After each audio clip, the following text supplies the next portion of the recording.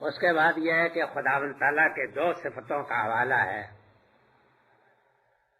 ایک رحمان اور دوسری رحیم، خدائے رحمان رحیم کے نام سے۔ رحمان جو ہے مبالغہ کا صیغہ عربی میں، جیسے سکرات، غضبان، مدہوش آدمی ہو، غصے سے بھرا ہوا آدمی، اور رحیم جو ہے یہ صفت کا صیغہ ہے، کریم، علیم، اس طرح کے جو الفاظ ہیں نا اس صفت کے صیغے ہیں۔ تو اس وجہ سے یہ سوال میں پیدا ہوتا ہے کہ رحمان اور رحیم کے خداوند تعالیٰ کی دو صفتوں کا یہاں جو حوالہ دیا ہے تو اس میں کیا پہلو مد نظر ہے؟ عام طریقے پر تو جو لوگ کی عربی نہیں جانتے یا بعض اخباری قسم کی عربی جانتے ہیں وہ تو یوں توجہ کر دیتے ہیں کہ جس طریقے سے آپ اپنی زبان میں بولتے ہیں نا کہ لمبا ترنگا یا اس طرح کے الفاظ، تو اسی طریقے کا لفظ یہ بھی ہے، یعنی ایک لفظ کے بعد ایک لفظ بطور حشر زائد کے بول دیا گیا ہے، اور اگر زائد کے طور پر نہیں تو بعض زائد، لیکن واقع یہ نہیں ہے، اردو میں بھی یہ بات نہیں ہے کہ لمبا اور ترنگا جو ہے دونوں ایک معنی کے الفاظ ہوں، لمبا کا مفہوم اور ہے، ترنگے کا مفہوم اور ہے، اور یہ دونوں ایک ساتھ جمع ہو سکتے ہیں، لیکن دونوں بالکل ہی ہم معنی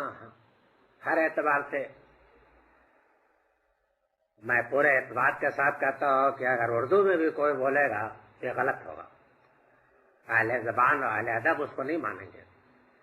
یعنی وہ یہ کہہ دیں گے کہ حشر ہے، اس کا لفظ زائد ہے، صرف شاعری میں نہیں بلکہ ثقل لوگوں کے نثر میں بھی یہ چیز جائز نہیں ہے کہ اس طریقے کا کوئی لفظ استعمال کیا جائے جو محض زائد ہو، قرآن میں تو کوئی سوال ہی نہیں پیدا ہوتا۔ تو بعض لوگوں نے، مولوی لوگوں نے یہ کہہ دیا ہے کہ رحیم کا لفظ ہی مبالغہ کا ہے، لیکن یہ چیزیں سب سمائی ہے، اس میں کسی کے مولویت نہیں چل سکتی، تو سمائی طور پر تو یہ بات ثابت نہیں ہے کہ رحیم کا وزن مبالغہ کا وزن ہے، اس کے جتنے اوزان ہیں سب صفت کے اوزان ہیں مبالغہ کے۔ زیادہ سے زیادہ کوئی شخص یہ کہہ سکتا ہے کہ صفت کے صیغے میں بھی بعض مبالغے کے پہلو ہوتے ہیں، ٹھیک ہے، یہ ہے صفت کے صیغے میں، بلکہ میرا نقطۂ نظر تو یہ ہے کہ صفت کے صیغے میں مبالغہ کے صیغوں سے زیادہ زور ہوتا ہے۔ اس کی وجہ ہے کہ مبالغہ کا صیغہ جو ہے، رحمان کا وزن جو ہے، یہ وزن خاص طریقے پر یہ جوش، ہیجان کے اوپر دلیل ہوتا ہے، اور فعیل کا جو وزن ہے صفت کا، یہ دوام، استمرار، استقلال پر دلیل ہوتا ہے، تو ظاہر ہے کہ معنی کے لحاظ سے اس میں زیادہ زور ہوگا، حالانکہ ہے یہ صفت کا وزن۔ تو یہ واقعہ ہے کہ یہ لفظ ایک لفظ کے بعد جو ہے زائد نہیں ہے، بلکہ بالکل اپنی جگہ پر ٹھیک ٹھیک آیا، ٹھیک صحیح مفہوم میں استعمال ہوا ہے، اس لیے کہ اللہ تعالیٰ کی رحمت میں جوش بھی ہے اور اس کی رحمت میں پائیداری اور استقلال بھی ہے، یعنی یہ تو نہیں ہے کہ اس نے رحمت کے جوش میں دنیا پیدا کر ڈالی اور پھر پیدا کرنے کے بعد بھول گیا کہ میں نے کیا حرکت کی ہے اور اس کی میرے اوپر کیا ذمہ داریاں ہیں، نہیں، بلکہ برابر وہ اس کی دیکھ بھال بھی کر رہا ہے، لوگوں کی پرورش کا سامان بھی ہے، عدل کا نظام بھی ہے، اور پھر سب سے بڑی بات یہ ہے کہ اس نے ایک روز آخرت بھی رکھا ہے کہ جس دن تمام نیکوکاروں کو صلا دے گا اور بدکاروں کو سزا دے گا، تو یہ رحمت تو پائیدار رحمت ہوئی نا۔ تو اس میں بسم اللہ الرحمن الرحیم میں اللہ تعالیٰ کی ان دو صفتوں کا حوالہ ان دو بنیادی حقیقتوں کی طرف اشارہ ہے کہ خداوند تعالیٰ کی رحمت میں جوش بھی ہے اور اس کی رحمت میں پائیداری بھی ہے، اور یہ واقعہ ہے کہ اگر کسی کی رحمت میں جوش تو ہو لیکن پائیداری نہ ہو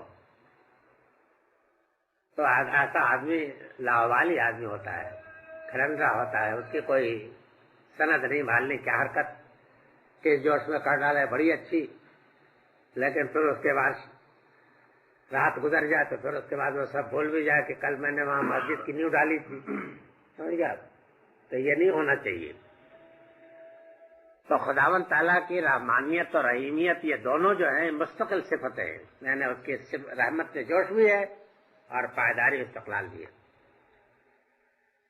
اس وجہ سے جن لوگوں نے یہ سمجھا ہے کہ رحمان کافی تھا اور اس کے بعد رحیم کی ضرورت نہیں تھی، لیکن جس طریقے سے کہ ہم ایک زائد لفظ بول دیتے اسی طریقے کے لفظ ہے، یہ رائے بالکل غلط. یہ رائے بھی غلط ہے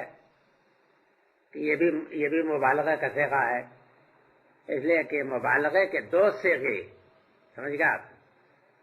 جو دو ایک ہی مفہوم کے لیے استعمال